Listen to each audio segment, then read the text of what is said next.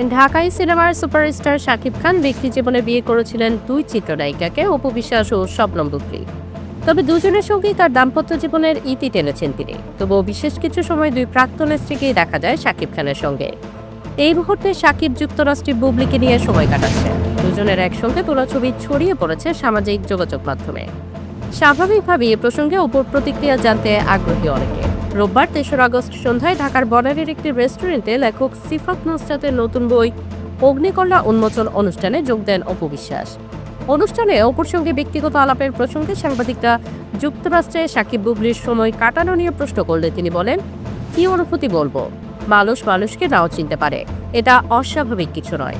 যেমন ধরুন, আপনি আমাকে ভালোবাসতে পারেন কিন্তু সেই মুহূর্তে সিফাতকে নাও ভালোবাসতে পারেন। আবার এমনও হতে পারে আপনি সিফাতকে ভালোবাসেন, আমাকে নাও ভালোবাসতে পারেন। এটাই সত্যি। আবরাম খান জয়কে নিয়ে নিজের মাতৃত্ব ভাবনার প্রসঙ্গে অপু বলেন, অভিনেত্রী হিসেবে আমি সফলতা পেয়েছি, কিন্তু মা হিসেবে আমার জীবনের সফলতা সেদিনই আসবে যেদিন আমি আমার ছেলেকে মানুষের মতো মানুষ হিসেবে সবার সামনে উপস্থাপন করতে পারবো।